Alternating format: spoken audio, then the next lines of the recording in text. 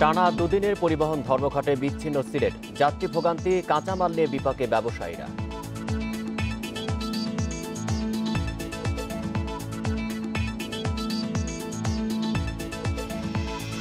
ঘন কুয়াশা ও তীব্র শীতে স্থবির জনজীবন, নষ্ট হচ্ছে বড় বীজতলা, আবাদ নিয়ে দুশ্চিন্তায় কৃষক।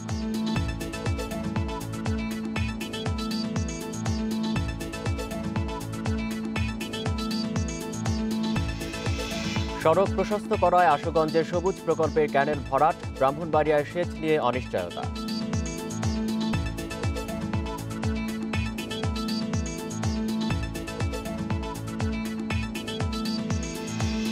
পুরনো ও নষ্ট মেশিনে সরকারি পলিটেকনিকে পাঠদান, যুগোপযোগী শিক্ষা থেকে বঞ্চিত শিক্ষার্থীরা।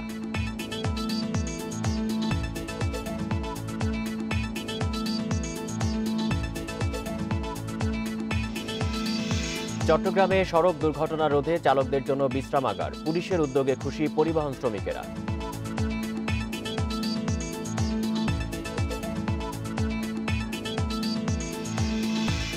স্বাগত সমগ্র বাংলাদেশে, আপনাদের সাথে আছি আমি আলী আশরাফ। শুনছিলেন শিরোনাম, এবার বিস্তারিত। পাথর কোয়ারি খুলে দেওয়ার দাবিতে সিলেট বিভাগে টানা দ্বিতীয় দিনেও চলছে পরিবহন ধর্মঘট। ফলে বন্ধ রয়েছে সিলেটের 4 জেলার সঙ্গে সারা দেশের সড়ক যোগাযোগ। বিভাগীয় ট্রাক মালিক শ্রমিক ঐক্য পরিষদের আহ্বানে মঙ্গলবার থেকে শুরু হয় 72 ঘন্টার কর্মসূচি। গণপরিবহন বন্ধ থাকায় চরম দুর্ভোগে পড়েছে এই 4 জেলার মানুষ। এছাড়াও 5 দফা দাবিতে সোমবার থেকে চলা ধর্মঘটের সময় বাড়িয়েছে সিএনজি অটোরিকশা মালিক সমিতি। এতে নগরীতে বেড়েছে পরিবহন সংকট। ধর্মঘটের কারণে বুধবারও সিলেট থেকে ছেড়ে যায়নি দূরপাল্লার কোনো বাস। মহানগরীতে বন্ধ রয়েছে গণপরিবহন।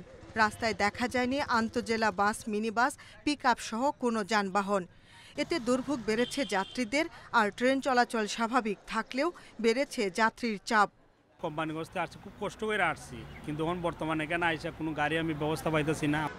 এদিকে গতকাল থেকে ট্রাক, পিকআপ, কাভার্ড ভ্যান চলাচল বন্ধ থাকায় নষ্ট হচ্ছে সবজি ও কাঁচামাল, বিপাকে পড়েছেন ব্যবসায়ীরা। সন্ধ্যা 8টা থেকে এই পর্যন্ত এখানে আটকা আছি। মাছ মাংস এগুলো আমার গাড়িতে লোড দেওয়া আছে, এগুলো নষ্ট হয়ে যাইতেছে গা। দাবি মানা না হলে আরও কঠোর কর্মসূচির হুঁশিয়ারি দিয়েছেন শ্রমিক নেতারা। বিভাগীয় কমিশনার যদি আমাদেরকে ডাকেন, ওনার এখতিয়ার আছে, উনি বসতে পারেন, আলোচনা করতে পারেন, ওনার আলোচনায় আমরা যাব। আমরা যদি আশ্বস্ত পাই তাহলে আমরা এই ধর্মঘট স্থগিত করব। মৌলভীবাজার, হবিগঞ্জ ও সুনামগঞ্জেও বন্ধ রয়েছে দূরপাল্লা সহ আন্তজেলা বাস, মিনি বাস ও ট্রাক চলাচল। তবে নগরীতে চলছে সিএনজি চালিত অটোরিকশা, লেগুনা সহ বিভিন্ন হালকা যানবাহন। যদি আমাদের দাবিগুলা সমাধান না হয় তাহলে আমাদের ধর্মঘট থাকবেই। সমস্যা সমাধানে সোমবার রাতে স্থানীয় প্রশাসন বৈঠক করলেও কোনো সুরাহা হয়নি। পরিবেশ বিপর্যয় রোধে উচ্চ আদালতের নির্দেশে 4 বছর ধরে বন্ধ আছে সিলেটের সব পাথর কোয়ারি। এরপর পাথর তোলায় জড়িতরা বেকার হয়ে পড়ায় কোয়ারিগুলো পুনরায় চালুর দাবিতে কর্মবিরতির ডাক দেয় সিলেট বিভাগীয় ট্রাক, পিকআপ ও কাভার্ড ভ্যান মালিক শ্রমিক ঐক্য পরিষদ।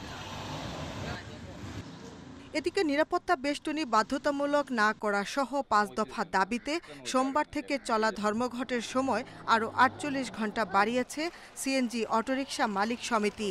এতে নগরীতে পরিবহন সংকট আরও তীব্র হয়েছে। Shahnaz Parvin, Independent News desk. ধর্মঘটে আরো খবর জানাতে এবার সিলেট থেকে যোগ দিচ্ছেন সহকর্মী মঞ্জুর আহমেদ। মঞ্জুর, সিলেটে আজকের ধর্মঘটের পরিস্থিতি জানাবেন। আর আজকে তো দ্বিতীয় দিনের মতো চলছে, তো সমস্যার সমাধানের কোনো উদ্যোগ কি আপনি দেখতে পাচ্ছেন?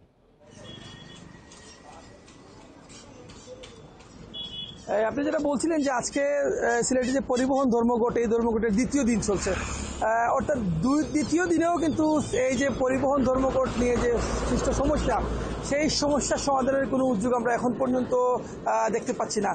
যেদিন তারা ধর্মঘট আহ্বান করেছিলেন গত সোমবার রাতে, আসলে যারা ধর্মঘট আহ্বানকারী তাদের সাথে বসেছিলেন জেলা প্রশাসক, কিন্তু এই তাদের সাথে যে জেলা প্রশাসকের কথা হয়েছে এটা কিন্তু সুরাহা হয়নি। এই সুরাহা না হওয়ার কারণে কিন্তু গতকাল আপনি জানেন যে ধর্মঘট পালিত হচ্ছে, আজকেও সারাদিন ধর্মঘট পালিত হচ্ছে। এর কারণে মানুষের যে দুর্ভোগ, যে দুর্দশা, সেটা কিন্তু অবর্ণনীয় হয়ে যাচ্ছে। কারণ আপনি জানেন যে এত সময় ধরে কিন্তু মানে সিলেটের কোনো গণপরিবহন চলছে না। বিশেষ করে সিলেটের যে স্বল্প পাল্লার যানবাহন যেগুলো আছে সেগুলোও চলছে না, আন্তঃজেলায় যানবাহন চলছে না, পাশাপাশি দূরপাল্লার কোনো যানবাহনও চলছে না। অর্থাৎ পুরো দেশ থেকে এখন মোটামুটি বিচ্ছিন্ন বলা চলে সিলেট। আর পণ্যবাহী কোনো ট্রাকও চলাচল করছে না। আপনি জানেন যে দ্বিতীয় দিন চলছে, আগামীকালও কিন্তু ধর্মঘট, তাদের শিডিউল অনুযায়ী আগামীকালও ধর্মঘট আছে। সেক্ষেত্রে আগামীকালও যদি ধর্মঘট পালন করা হয় সেক্ষেত্রে কিন্তু সিলেটের যে পণ্যের যে সংকট সেটা কিন্তু তৈরি হয়ে যাবে। কারণ যে পণ্যগুলো মজুদ ছিল, কারণ 3 দিন ধরে সিলেট নগরে কিন্তু ট্রাক প্রবেশ করতে পারছে না। সেক্ষেত্রে কালকেও যদি ট্রাক প্রবেশ না করে সেক্ষেত্রে কিন্তু যে সবজি যেগুলো আছে, শীতকালীন সবজি, সেগুলোর সংকট তৈরি হবে। কারণ আমরা যেটা দেখেছি যে স্থানীয়ভাবে যে উৎপাদিত সবজিগুলো আছে সেগুলো দিয়ে কোনো মতে এখন এই সময়গুলো পার করছেন এখানকার যারা বিক্রেতা আছেন তারা। তবে এই বিষয়টা নিয়ে জানাবেন, সিলেটে তো অনেক পর্যটন স্থান রয়েছে, সেখানে তো প্রচুর পর্যটক যায়, তাদের কি পরিস্থিতি? আসলে সিলেটে কিছু, আপনি জানেন যে সিলেট পর্যটন এরিয়া, এখানে কিন্তু দেশের বিভিন্ন স্থান থেকে পর্যটকরা আসেন। তারা কিন্তু সিলেটে যারা এসেছেন অনেকে আটকা পড়েছেন, আবার অনেকে আবার ধর্মঘটের আগে চলে যেতে পারছেন। এই মুহূর্তে ধর্মঘটের কারণে কিন্তু আসতে পারছেন না, সেটাও কিন্তু একটা সংকট। পর্যটন সংশ্লিষ্ট যারা আছেন, এই ব্যবসার সাথে যারা জড়িত আছেন, তারাও কিন্তু একটা সংকটের মধ্যে পড়েছেন। আসলে এই মুহূর্তে যেটা হচ্ছে যে জেলা প্রশাসন, বিভাগীয় প্রশাসন আসলে কার্যকর কোনো উদ্যোগ নিচ্ছে না। সাধারণ মানুষ যারা ভুক্তভোগী আছে তারা যেটা বলছেন যে এই বিষয়টা শুরু হওয়ার জন্য একটা কার্যকর উদ্যোগ দরকার। যারা শ্রমিকরা আছেন, যারা ধর্মঘট আহ্বান করেছেন, তাদের সাথে একটা আলোচনা করা দরকার। কিন্তু 2 দিন হতে চললে এখন পর্যন্ত কোনো আলোচনার ক্ষেত্র তৈরি হয়নি। সেক্ষেত্রে কিন্তু এই যে সমস্যাটা আজ কিন্তু সেটা ঘনীভূত হচ্ছে। আপনি জানেন যে পাথর কোয়ারি আসলে উচ্চ আদালতের নির্দেশে বন্ধ আছে। 2016 সালের 1 সেপ্টেম্বর থেকে কিন্তু সিলেটের যে বিভিন্ন পাথর কোয়ারি আছে সেই কোয়ারিগুলো থেকে পাথর উত্তোলন বন্ধের জন্য আদালত নির্দেশনা দিয়েছিলেন। এরপর থেকে কিন্তু পাথর উত্তোলন বন্ধ আছে। যেহেতু দীর্ঘদিন ধরে পাথর উত্তোলন বন্ধ আছে, পাথর শ্রমিকরা দীর্ঘদিন ধরে তারা কাজ না থাকায় নানা দিন পাথর কোয়ারি চালুর জন্য আন্দোলন করছেন। এরই মধ্যে কিন্তু এই যে ট্রাক শ্রমিকরা যারা আছেন তারা পাথর পরিবহন করতে পারছেন না, এমন অজুহাতে তারা কিন্তু ধর্মঘট আহ্বান করেছেন। এবং এই ধর্মঘটের সাথে এখন বাস মালিক শ্রমিকরাও কিন্তু যোগ দিয়েছেন। তারা বলছেন যে যেহেতু পাথর কোয়ারির যারা, তারাও শ্রমিক, ট্রাক শ্রমিক, এজন্য তারাও কিন্তু তাদের সাথে সম্পৃক্ত হয়েছেন। এই কারণে কিন্তু মানুষের যে দুর্ভোগ, আজকে আপনি জানেন যে সিলেট নগরে কিন্তু সিএনজি চালিত যে অটোরিকশাগুলো আছে তাদেরও কিন্তু একটা ধর্মঘট চলছে। সেক্ষেত্রে সিলেট আসলে আমরা বলতে পারি যে গণপরিবহন শূন্য হয়ে পড়েছে। একমাত্র বাহন রিক্সা দিয়ে মানুষ চলাচল করছে। সেক্ষেত্রে এই ঘটনার, এই যে একটা ধর্মঘটের যে উদ্ভূত পরিস্থিতি তৈরি হয়েছে ধর্মঘটের কারণে, সেটা সুরাহার জন্য আসলে প্রয়োজনীয় উদ্যোগ নেওয়া দরকার প্রশাসনের, রাজনৈতিক নেতৃবৃন্দের। কেউ কিন্তু কোনো উদ্যোগ নিচ্ছে না। ধন্যবাদ আপনাকে। সিলেট থেকে জানাচ্ছিলেন সহকর্মী মঞ্জুর আহমেদ। আমরা এবার মৌলভীবাজারের ধর্মঘটের পরিস্থিতি জানবো। সেখান থেকে আমাদের সাথে যুক্ত আছেন সহকর্মী তুহিনুর রশিদ। তুহিনুর, মৌলভীবাজারের ধর্মঘটের কি পরিস্থিতি জানাবেন, আর এই ধর্মঘট নিয়ে সেখানকার সাধারণ মানুষ কি বলছেন? দেখুন, পরিবহন শ্রমিকদের যে 72 ঘন্টার যে ধর্মঘট সেটি চলছে, এটি আসলে মৌলভীবাজারে খুব একটি প্রভাব আমরা এই মুহূর্তে দেখতে পাচ্ছি না। যদিও সকালবেলা এখানে মৌলভীবাজারে যেগুলো দূরপাল্লার বাস রয়েছে সেগুলি ছেড়ে যায়নি, কিন্তু বর্তমানে এই সময়টাতে এখানে ঢাকাগামী যেসব বড় বড় বাস যেগুলি আছে সেগুলো কিন্তু ছেড়ে যাচ্ছে। আপনি আমার ঠিক পেছনেই হয়তো দেখতে পাচ্ছেন যে এখান থেকে বেশ কিছু বাস কিছুক্ষণ আগে ছেড়ে গিয়েছে। এবং এখানে বাস যে কাউন্টার রয়েছে সেখানে আমি কথা বলেছিলাম, তারা বলছেন যে তারা সন্ধ্যা নাগাদ আরো কিছু বাস ঢাকার উদ্দেশ্যে ছাড়বেন।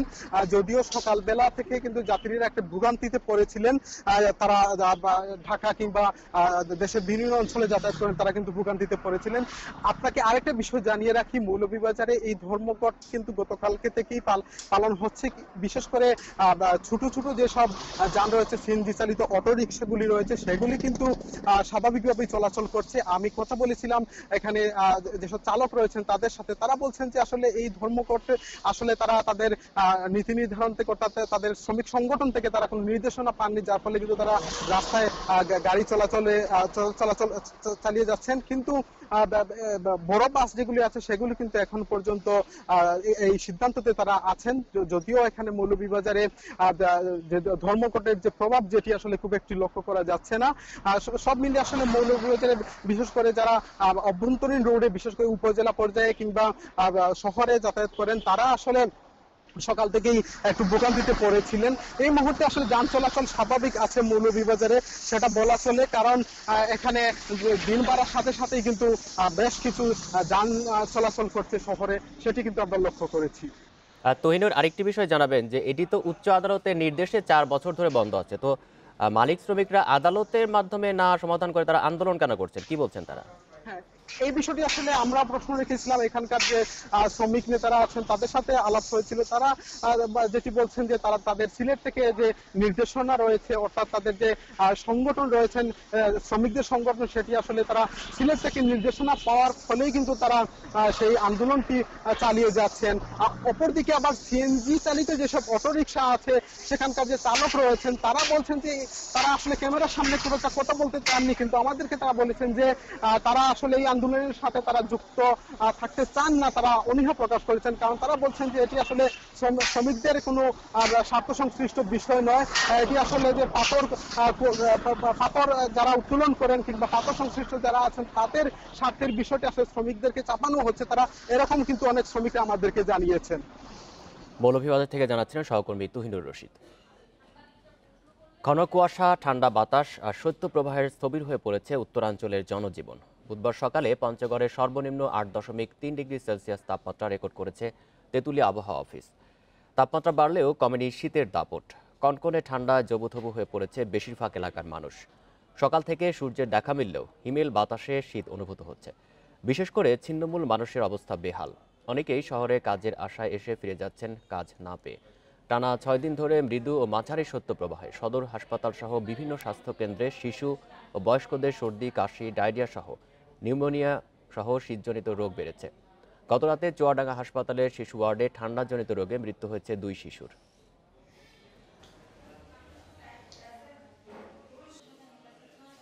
গরিব মানুষ নাই কাজে, শীতের অবস্থা খারাপ, বাড়িতেও বাড়ানি সব সমস্যা হয়ে গেছে। কাজ কাম নাই ভাই, ঠান্ডার মধ্যে বসে থাকি, ঠান্ডা। প্রায় 12টা পর্যন্ত আমরা বসে থাকি, তারপরে রোদ উঠলে কাজে আমরা আসি। এই শীতের কারণে আমরা চলাফেরা করতে পারতেছি না। দেশে করোনায় আরও 30 জনের মৃত্যু হয়েছে। এর মধ্যে পুরুষ 21 এবং নারী 9 জন। এ নিয়ে মোট প্রাণহানি হল 7,359 জনের। 163টি ল্যাবে 24 ঘন্টায় 15,932 নমুনা পরীক্ষায় করোনা শনাক্ত হয়েছে 1,367 জনের। পরীক্ষা বিবেচনায় শনাক্তের হার 8.58%। বুধবার স্বাস্থ্য অধিদপ্তরের বিজ্ঞপ্তিতে জানানো হয়, দেশে মোট করোনা আক্রান্তের সংখ্যা দাঁড়ালো 5,04,868 জনে। সুস্থ হয়েছেন আরও 2,416 জন। এ নিয়ে মোট সুস্থ 4,44,345 জন। সড়ক দুর্ঘটনায় 5 জেলায় 9 জন নিহত হয়েছেন। নোয়াখালীর চাটখিলে অটোরিকশা ও ইটবাহী ট্রাক্টরের সংঘর্ষে অন্তঃসত্ত্বা নারী ও অটোরিকশা চালক নিহত হয়েছেন। এই ঘটনায় আহত হয়েছেন আরও এক নারী। বেলা 11টার দিকে পোলের গোড়া এলাকায় 9 মাসের অন্তঃসত্ত্বা গৃহবধূ সুলতানা আক্তার মা সালেহা আক্তারকে নিয়ে চাটখিল হাসপাতালের উদ্দেশ্যে ব্যাটারি চালিত অটোরিকশায় ওঠেন। তাদের বহনকারী রিকশাটিকে বিপরীত দিক থেকে আসা ইটবাহী একটি ট্রাক্টর ধাক্কা দিলে সড়কের পাশে ছিটকে পড়ে অটোরিকশাটি। ঘটনাস্থলেই মারা যান সুলতানা ও চালক ইদ্রিস মিয়া। গতরাতে মাদারীপুরের রাজৈরে পিকআপ মোটরসাইকেল সংঘর্ষে আহত 2 জন দুপুরে চিকিৎসাধীন অবস্থায় ফরিদপুর মেডিকেল এবং একজন ঢাকা মেডিকেল কলেজ হাসপাতালে মারা যান। নিহতরা হলেন উপজেলার দারাদিয়া গ্রামের শাহিন হাওলাদার, অনিক মুন্সি এবং শাকিল ফরাজি। এদিকে কক্সবাজারে কলাতলিতে মাইক্রোবাসের চাপায় 2 পথচারী নিহত হয়েছেন। এছাড়া সড়ক দুর্ঘটনায় রংপুরে ও গাইবান্ধায় 2 জন নিহত হয়েছেন।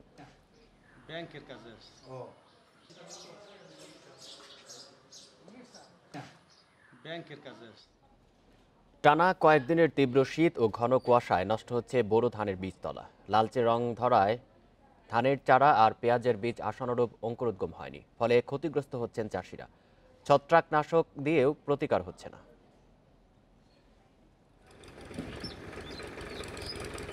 মাঝারি শৈত্যপ্রবাহ আর ঘন কুয়াশায় তীব্র শীতে কাঁপছে নওগাঁ। সূর্যের দেখা মিললেও হিমেল হাওয়ায় বেড়েই চলছে শীতের তীব্রতা। শীতের সবচেয়ে বেশি ক্ষতি হচ্ছে চলতি মৌসুমের ইরিবোরো বীজতলার। ঘন কুয়াশা ও শৈত্যপ্রবাহের কারণে জেলার প্রায় 10 ভাগ ইরিবোরো বীজতলা লাল ও হলুদ রঙের হয়ে গেছে। এতে মরে যাচ্ছে চারা বীজ। ঘন কুয়াশায় বিছুন আমাদের নষ্ট হয়ে যাচ্ছে, হলদা সাদা ফুটে যাচ্ছে, যেমন গাছ নীল থাকে সাদা হয়ে যাচ্ছে।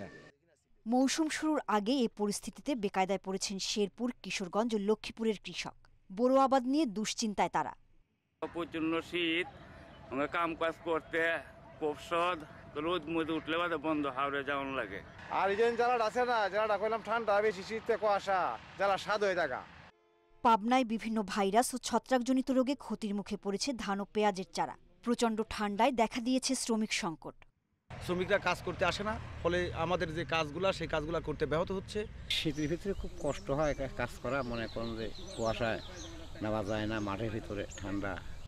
তবে কৃষি বিভাগের পরামর্শ অনুযায়ী সার ও উপকরণ ব্যবহার করলে বীজতলা সারিয়ে তোলা সম্ভব বলে মনে করেন কৃষি কর্মকর্তারা। চারা হলুদ হয়ে গেলে প্রতি শতকে 280 গ্রাম হারে ইউরিয়া প্রয়োগ করা যেতে পারে। এরপরেও যদি দেখা যায় চারা হলুদ যাচ্ছে না, তাহলে 400 গ্রাম হারে জিপসাম প্রয়োগ করা যেতে পারে।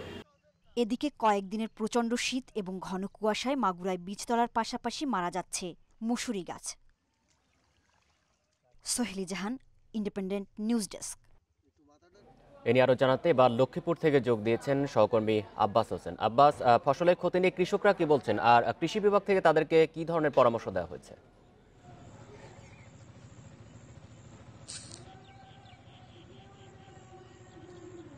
আসলে গত কয়েকদিনের টানা যে শীত এবং ঘনকুয়াশার কারণে যে বীজতলা রয়েছে, ইরি বড় যে বীজতলা, সেটিও কিন্তু অনেক ক্ষেত্রে কিন্তু নষ্ট হয়েছে। এর পাশাপাশি যে এখন কিন্তু ইরি বড় যে চাষাবাদ আবাদ করা হচ্ছে বিভিন্ন স্থানে। তো আমরা এই বিষয়ে কয়েকজন কৃষকের সাথে কথা বলেছি। তারা আসলে এই ঘন কুয়াশা এবং শীতের কারণে তারা এক ধরনের দুশ্চিন্তায় পড়েছেন, বীজতলা নষ্ট হচ্ছে। পাশাপাশি যে বড় আবাদের যে চাষাবাদ, সেটা নিয়েও তারা মানে সংকটের মধ্যে রয়েছে। একদিকে শ্রমিক পাচ্ছেন না, অন্যদিকে শীতের কারণে তারা কাজ করতে পারছে না। তো আমি আসলে এখন যেখানে আছি এটি লক্ষ্মীপুর সদর উপজেলার একটি যে ফসলের মাঠ, ইরির মাঠ। এখানে প্রায় আপনি দেখতে পাচ্ছেন প্রায় কয়েকশো একর জমিতে ইতিমধ্যে বড় আবাদের চাষ করা হয়েছে। এর বাইরে কিন্তু লক্ষ্মীপুরে এখন পর্যন্ত আমরা যে খবর নিয়েছি সেটি হলো প্রায় 5000 হেক্টর জমিতে ইতিমধ্যে বড় আবাদ চাষ করা হয়েছে। এর বাইরেও কিন্তু চাষাবাদের যে প্রস্তুতি সেটি নেওয়া হচ্ছে। এর পরে কিন্তু যে বীজতলা রয়েছে, বীজতলায় কিন্তু অনেক জায়গায় কিন্তু লালচে হয়ে গেছে এবং লালচে হয়ে নষ্ট হয়েছে। অনেক বীজতলা পানি জমে রয়েছে কুয়াশার কারণে। এতে করে যে বীজতলা নষ্ট হচ্ছে, পাশাপাশি যে দুশ্চিন্তা পড়ছেন কিভাবে সামনে যে কৃষকরা তারা আবাদ করবেন, এ নিয়ে তাদের মাঝে এক ধরনের আমরা দুশ্চিন্তা দেখেছি। তো আমি এখন যেখানে আছি এখানে কয়েকজন কৃষকদের সাথে কথা বলেছি। তারা যেটি জানিয়েছেন, এখন পর্যন্ত কৃষি বিভাগ থেকে তাদের যে ঘন কুয়াশা অথবা যে বীজতলা নষ্ট হচ্ছে যে পরামর্শ দেওয়ার কথা বা এই ধরনের কোনো পরামর্শ দেওয়া হচ্ছে না। তারা এটা নিয়ে বীজতলা নিয়ে সংকটে পড়ছেন। যদি এখন বীজতলা নষ্ট হয়ে যায় তাহলে সামনে যে তারা বড় আবাদ করবেন সেটা নিয়ে তাদের মধ্যে এক ধরনের হতাশা রয়েছে। তো আমি এখানে কৃষি সম্প্রসারণ অধিদপ্তর যে উপজেলা কৃষি সম্প্রসারণ সবাই কয়েকজনের সাথে কর্মকর্তার সাথে আমার কথা হয়েছে। তারা যেটি জানিয়েছেন, যদি শীত এইভাবে অব্যাহত থাকে আর যদি ঘন কুয়াশা এখন যেভাবে রয়েছে যদি এটি অব্যাহত থাকে তাহলে যে কিন্তু বীজতলা নষ্ট হওয়ার আশঙ্কা করছেন এবং বড় যে আবার সেটি নিয়েও তাদের মধ্যে এক ধরনের দুশ্চিন্তা মানে সংকট পড়বে বা ক্ষতি হবে এমনটি বলা হচ্ছে। তো আসলে যদি এইভাবে অব্যাহত থাকে তাহলে কিন্তু আমরা বীজতলা নষ্ট হয়ে যাবে এমনটি বলা হচ্ছে। তো আমরা এর বাইরেও কিন্তু গত কয়েকদিন ধরে যে শীত প্রচন্ড শীতের কারণে একদিকে যে মানে কৃষকরা শ্রমিক পাচ্ছেন না যে বড় আবাদ করার জন্য, অন্যদিকে যে শ্রমজীবী মানুষ রয়েছে তাদের মধ্যেও কিন্তু এক ধরনের কষ্ট সেটি কিন্তু আমরা দেখতে পাচ্ছি। তো আমরা এই বিষয়ে কিন্তু এখানে আবহাওয়া যে রামগতি আবহাওয়া অফিস রয়েছে তার সাথে আমার কথা হয়েছে কর্মকর্তার সাথে। তিনি যেটি জানিয়েছেন গত কয়েকদিন ধরে টানা 10 থেকে 10 ডিগ্রি এবং 10.4 ডিগ্রি সেলসিয়াস এবং এর নিচেই কিন্তু তাপমাত্রা উঠানামা করছে। এতে করে শীত আরো বাড়বে এমনটি বলা হচ্ছে আবহাওয়া অফিস থেকে। তো আসলে বীজতলার যে যদি নষ্ট হয়ে যায় তাহলে কিন্তু কৃষকরা এক ধরনের বেকায়দায় পড়বেন, সে দুশ্চিন্তা রয়েছে কৃষকদের মাঝে। লক্ষ্মীপুর থেকে জানাচ্ছিলেন সহকর্মী আব্বাস হোসেন। নাটোরে গুরুদাসপুরে তাইবা নামের 2 মাস বয়সী একটি কন্যা শিশু চুরি হয়েছে। সকালে উপজেলা স্বাস্থ্য কমপ্লেক্স থেকে চুরি হয় শিশুটি। চুরি যাওয়া শিশু তাইবা উপজেলার মসিন্দা মাছপাড়া গ্রামের তফিজ উদ্দিন ও সীমা খাতুন দম্পতির কন্যা। গুরুদাসপুর থানার ওসি আব্দুর রাজ্জাক জানিয়েছেন, সকালে তাইবাকে নিয়ে গুরুদাসপুর উপজেলা স্বাস্থ্য কমপ্লেক্সে ডাক্তার দেখানোর জন্য আসেন তার মা। এ সময় বহির্বিভাগে অনেক ভিড় থাকায় পাশে থাকা অজ্ঞাত এক নারী শিশুটিকে তার কাছে রেখে সীমা খাতুনকে ডাক্তার দেখিয়ে আসার কথা বলেন। সীমা তার শিশুকে ওই নারীর কাছে রেখে ডাক্তার না দেখিয়ে কিছুক্ষণ পরে ফিরে আসেন। এ সময় ওই নারী ও তার কন্যাকে স্বাস্থ্য কমপ্লেক্সে বিভিন্ন স্থানে খোঁজাখুঁজি করেন। অবশেষে বিষয়টি হাসপাতাল কর্তৃপক্ষ ও পুলিশকে অবহিত করা হয়। সিসিটিভির ফুটেজ দেখে শিশুটিকে উদ্ধারের চেষ্টা শুরু করেছে পুলিশ।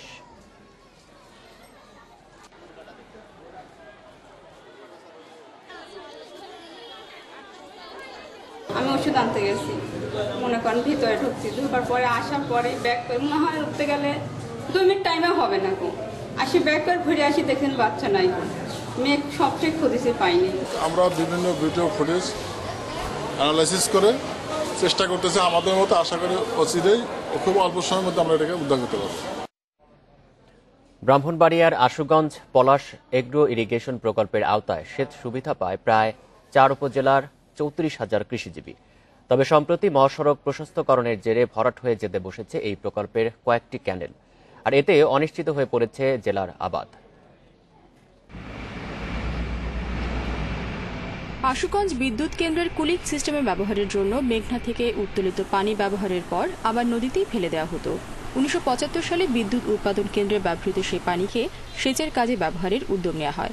বর্তমানে সবুজ প্রকল্প নামে পরিচিত এই প্রকল্পের সুবিধা পাচ্ছেন আশুগঞ্জ সহ 4 উপজেলার 22 ইউনিয়নের 34,000-এরও বেশি কৃষক। এই প্রকল্পের প্রধান সেচখাল হিসেবে ব্যবহার হয় ঢাকা সিলেট মহাসড়কের পাশের বড়পিট ক্যানেল। তবে সম্প্রতি আশুগঞ্জ নদীবন্দর সরাইল আখাউড়া স্থলবন্দর মহাসড়কটি 4 লেন জাতীয় মহাসড়কে উন্নীতকরণ প্রকল্পের আওতায় ভরাট হচ্ছে এই ক্যানেল সহ বেশ কয়েকটি ক্যানেল। ফলে দুশ্চিন্তায় সেচ প্রকল্পের উপর নির্ভরশীল কৃষকরা। আমরা কৃষি করতাম না, আমরা পানি চাই আল্লাহর রহমতে, আমরা ইনশাআল্লাহ পানি দিতে হবে আমরা। এর আগে গত বছরের জুনে হঠাৎ করে ভরাট করা হয় এই প্রকল্পের কুলিং রিজার্ভার হিসেবে ব্যবহৃত পুকুরটি। স্থানীয় জনপ্রতিনিধিরা বলছেন, এভাবে চলতে থাকলে বন্ধ হয়ে যাবে সবুজ প্রকল্প, যার বিরূপ প্রভাব পড়বে জেলার চাষাবাদে। 58,000 হেক্টর জমি আমাদের দায়িত্বহীনতার কারণে, আমাদের ভুলের কারণে, আমাদের চেষ্টার কারণে যদি পতিত থাকে, আমার তো মনে হয় এটা দেশের একটা বড় ক্ষতির কারণ হবে। সমস্যা সমাধানে প্রকল্প এলাকা পরিদর্শন করে সড়ক প্রশস্তকরণের নকশা পরিবর্তন সহ কয়েকটি সুপারিশ দেয় সড়ক পরিবহন ও সেতু মন্ত্রণালয়ের একটি কমিটি। তবে এর কোনোটিই মানা হচ্ছে না চলমান কাজে। উন্নয়ন প্রকল্প অবশ্যই বাস্তবায়ন করতে হবে, তবে সেচ কার্যক্রম বিঘ্নিত করে নয়। সেচ কার্যক্রম চলমান রেখেই এই সড়কের নির্মাণ কার্যক্রম পরিচালনা করার জন্য আমরা যে সংশ্লিষ্ট প্রকল্প অফিস আছে তাদেরকে আমরা জানিয়ে দিয়েছি। এই সেচ সুবিধা কাজে লাগিয়ে বর্তমানে জেলায় বছরে প্রায় 56,500 মেট্রিক টন ইরি ধান উৎপন্ন হচ্ছে। Independent News desk. একদিকে পুরনো মেশিন, তার উপর অনেকগুলোই নষ্ট। একেবারে যুগোপযোগী কারিগরি শিক্ষা পাচ্ছে না সরকারি পলিটেকনিক ইনস্টিটিউটের শিক্ষার্থীরা। বহু বছর ধরে সংকট চললেও শিক্ষা মন্ত্রণালয় বলছে সমস্যা সমাধানে কাজ চলছে। 1955 সালে প্রতিষ্ঠিত হয় ঢাকা পলিটেকনিক ইনস্টিটিউট। এখানকার 11টি বিভাগে যেসব মেশিনপত্র আছে সেগুলোর বেশিরভাগেরই বয়স 65 বছর। প্রযুক্তিতে বিশ্ব অনেক এগিয়ে গেলেও পুরনো মেশিন দিয়ে ব্যবহারিক পাঠদান সারছেন শিক্ষার্থীরা। সেই সঙ্গে আছে শ্রেণীকক্ষের সংকটও। পুরো মানটা যে আমরা মানটা পাবো, এই মানটা আমরা পাইতেছি না। আমাদের আসলে নতুন প্রযুক্তির মেশিন দরকার। লক্ষ্মীপুরের সরকারি পলিটেকনিক্যাল ইনস্টিটিউট প্রতিষ্ঠিত হয় 2006 সালে। 6টি বিভাগের অনেক মেশিনই এরই মধ্যে নষ্ট হয়ে গেছে। সেগুলো মেরামত করে কোনো রকম চলছে পাঠদান। সমস্যা হলে আমাদের অভ্যন্তরীণ মেরামত কমিটি আছে, তাদের কাছে রিপোর্ট করা হয়। রিপোর্ট করলে তারা সেটা পরীক্ষা নিরীক্ষা করে যদি সেটা সচলযোগ্য হয়, সচল করে আবার এটাকে আমরা সচল করে চালানো হয় আর কি। দেশের 49টি সরকারি পলিটেকনিক ইনস্টিটিউটেরই একই অবস্থা। নতুন মেশিন না কিনলে শিক্ষার্থীদের জন্য মানসম্মত শিক্ষা কোনোভাবেই নিশ্চিত করা সম্ভব না বলছেন শিক্ষকরা। আধুনিক প্রযুক্তি সম্মিলিত মেশিনের মডেলগুলো যদি বিভিন্ন প্রতিষ্ঠানে দেওয়া হয়, তাহলে শিক্ষার্থীরা ওই মডেল থেকেই তারা আধুনিক প্রযুক্তির জ্ঞানটা অর্জন করতে পারে। শিক্ষা মন্ত্রণালয় বলছে পলিটেকনিক ইনস্টিটিউটের সক্ষমতা বাড়াতে কাজ চলছে। একটা হচ্ছে যে আপনার ভৌত অবকাঠামোগত সুবিধা অসুবিধার ম্যাপিংটা হচ্ছে, আর একটা হচ্ছে ইকুইপমেন্টসের ম্যাপিংটা হচ্ছে। এই দুটো ম্যাপিং হয়ে গেলে আমরা রেভিনিউ থেকে একটা কুইক প্রজেক্ট নিয়ে আমরা এই জিনিসগুলো অ্যাড্রেস করব। কারিগরি শিক্ষার মূল লক্ষ্য শিক্ষার্থীদের হাতে কলমে দক্ষ করে তোলা, কিন্তু এই পুরনো মেশিন দিয়ে সেই লক্ষ্য বাস্তবায়ন অনেকটাই সম্ভব হচ্ছে না। ফলে এখান থেকে পাশ করেও শিক্ষার্থীদের থাকতে হচ্ছে বেকার। তাই এ সমস্যার দ্রুত সমাধানের আহ্বান সংশ্লিষ্টদের। নূরে আলম, ইন্ডিপেন্ডেন্ট নিউজ, ঢাকা। রাঙামাটিতে 5 শতাধিক শীতার্ত মানুষের মাঝে শীত বস্ত্র বিতরণ করেছে সেনাবাহিনী। সকালে এসব বস্ত্র বিতরণ করেন রাঙামাটি অঞ্চলের commander brigadier general Iftekur Rahman PSC. সকালে রাঙামাটি শহরের বিভিন্ন এলাকা থেকে সেনাবাহিনীর আঞ্চলিক কার্যালয় মাঠে জড়ো হন পাহাড়ি বাঙালি সম্প্রদায়ের দরিদ্র ও ছিন্নমূল মানুষ।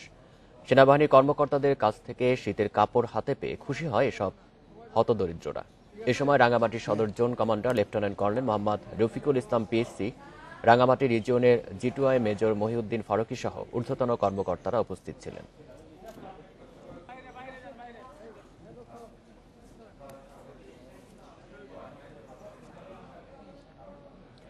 বস্তি আর অনাথ আশ্রমের শিশুরা ইচ্ছেমতো বাজার করছে সুপার শপ থেকে।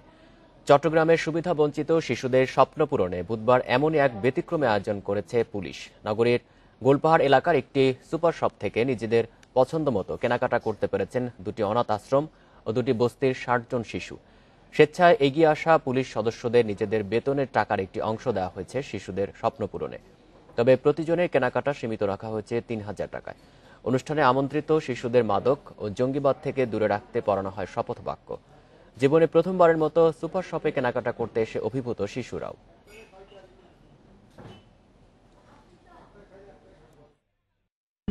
কিশোর গ্যাং নিয়ে কাজ করছে। আমরা এর একটি অংশ হতে পারে এটা যে আগামী দিনের যারা কিশোর তাদেরকে আমরা এখনই যেন তারা দারিদ্র্যের কষাঘাতের কারণে অপরাধের পথ বেছে না নেয়। মহাসড়কে দুর্ঘটনা কমাতে ভিন্ন রকমের উদ্যোগ নিয়েছে চট্টগ্রাম পুলিশ। রাতের দীর্ঘ পথে চালক সহকারীদের চাঙ্গা রাখতে অস্থায়ী বিশ্রামাগার চালু করেছে তারা। গেল ১ মাস ধরে রাউজান ও রাঙ্গুনিয়ার বিভিন্ন সড়কে এমন কার্যক্রমে খুশি পরিবহন শ্রমিকেরা, যা এরই মধ্যে প্রশংসিত হয়েছে সবার কাছে। চট্টগ্রাম কাপ্তাই মহাসড়কের পাহাড়তলিতে পণ্যবাহী ট্রাক, পিকআপ এবং নাইট কোচকে থামানোর সংকেত দিচ্ছে পুলিশ। বেশিরভাগ চালক বিষয়টিকে পুলিশের চাঁদাবাজির নতুন কৌশল ভেবে গাড়ি থেকে বের হতে যাচ্ছিলেন না। তবে পুলিশ সদস্যদের কুশল বিনিময়ে স্বাভাবিক হন তারা। এ সময় চোখে পানির ঝাপটা দিতে পুলিশের দেয়া কুসুম গরম পানির মগ পেয়ে আশ্চর্য হন তারা। গেল ১ মাস ধরে মধ্যরাতে রাউজান ও রাঙ্গুনিয়ার সড়কে এই দৃশ্য নিয়মিত। দুর্ঘটনা এড়ানো আর ক্লান্তি কাটাতে মহাসড়কের পাশে বিশ্রামাগার খুলেছে পুলিশ। চা কফি নিয়ে আড্ডা, গল্পের মাঝেই চালক সহকারীদের দেয়া হচ্ছে সচেতনতামূলক পরামর্শ। ঘুম ঘুম আসতেই পারে রাত্রে, স্যারেরা আমাদের যতটুকু করলো বা চা খাওয়ালো, পানি দিল, জিনিসটা আমাদের আসলে ভালো লাগছে। আমরা যখন জিমে আসি তখন আমাদেরকে চেতন করে দেয় বা চা খাওয়াই। ওই দিন চা খাওয়াইলো, আজকেও খাওয়াইতেছে। পুলিশের এই উদ্যোগ দেশের সব মহাসড়কেই চান পরিবহন শ্রমিকরা। দূরপাল্লায় চালক শ্রমিকদের জন্য স্থায়ী বিশ্রামাগারের দাবি তাদের। এই দীর্ঘ সময় গাড়ি চালাতে গিয়ে তাদের যে শারীরিক যে একটা আবেশ কিংবা একটা অলসতা হয় কিংবা তাদের যে বিশ্রামের প্রয়োজন হয় এবং সেখান থেকে ঝিমুনি হয়, এই ঝিমুনি থেকে যে এটা তারা অনুধাবন করতে পেরেছেন, এটাকে আমরা অবশ্যই সাধুবাদ জানাই। অনাকাঙ্ক্ষিত দুর্ঘটনা আর প্রাণহানি ঠেকাতে সীমিত পরিসরের এই উদ্যোগ বেশ সাড়া ফেলেছে বলে জানিয়েছে পুলিশ। উদ্যোগটি সফল হলে অন্য সড়কেও তা চালুর কথা ভাবছেন তারা। যাদেরকে আমরা পাচ্ছি বা যাদেরকে অ্যাভেল করতে পারছি, তো তাদের মাধ্যমে আমরা অন্যদের কাছে বার্তাটা পৌঁছে দিচ্ছি। তারা যেন সবাইকে বলে দেন যে সবাই যেন এটা মেনে চলেন যে ঘুম ঘুম চোখে কেউ যেন কোনো সময় গাড়ি না চালান, এটা যেন সবসময় মেনে চলেন, এটা আমরা বোঝানোর চেষ্টা করছি। দেশের সব গুরুত্বপূর্ণ সড়ক মহাসড়কে স্থায়ীভাবে এ ধরনের উদ্যোগ গ্রহণের দাবি জানিয়েছেন পরিবহন চালক ও যাত্রীরা। Ahsan Riton, Independent News, Chittagong. ফেনীতে ক্ষতিকর জেলি মিশ্রিত ১৫০ কেজি গলদা চিংড়ি জব্দ করেছে ভ্রাম্যমাণ আদালত। সকালে ফেনীর বড় মাছ বাজার এলাকায় অভিযান চালিয়ে এই চিংড়িগুলো জব্দ করা হয়। এ সময় 4 প্রতিষ্ঠানের বিরুদ্ধে 4টি মামলা করে তাদের ২৯,০০০ টাকা জরিমানা করা হয়। জেলা প্রশাসনের সহকারী কমিশনার ও ভ্রাম্যমাণ আদালতের বিচারক রজত বিশ্বাস জানান, শহরে কর্ণফুলী, পদ্মা ফিশিং, মোস্তফা, চিটাগাং ফিশিং সহ বেশ কয়েকটি আড়তে অভিযান চালানো হয়। এ সময় চিংড়িতে ক্ষতিকর জেলি মেশানো ১৫০ কেজি মাছ জব্দ করা হয়। পরে মৎস্যপণ্য পরিদর্শন ও মান নিয়ন্ত্রণ আইনে প্রতারণার অভিযোগে 4 প্রতিষ্ঠানের বিরুদ্ধে 4টি মামলা করে তাদের ২৯,০০০ টাকা জরিমানা করা হয়। আর জব্দ করা মাছগুলো কেরোসিন ঢেলে আগুন দিয়ে নষ্টের পর মাটিতে পুঁতে ফেলা হয়। পরে জেলা প্রশাসক জানান, চিংড়ি ব্যবসায়ীদের প্রতারণা বন্ধে জেলা মৎস্য কর্মকর্তা ও পুলিশের সহায়তায় চলা এই অভিযান অব্যাহত থাকবে।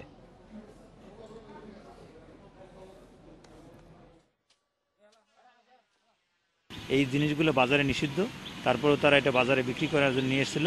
তাদেরকে সশরীরে ধরা যায়নি, কিন্তু যাদেরকে ওই জায়গায় রেখেছে তাদের 4টা মামলা দেওয়া হয়েছে এবং তাদের 29,০০০ টাকা জরিমানা করা হয়েছে। আর মাছগুলো জব্দ করা হয়েছে, এগুলো ধ্বংস করা হবে। এ ছিল সমগ্র বাংলাদেশে ইন্ডিপেন্ডেন্ট টেলিভিশনের সব খবরের আরো বিস্তারিত জানতে চোখ রাখুন ফেসবুক, ইউটিউব এবং টুইটারে। ধন্যবাদ সবাইকে।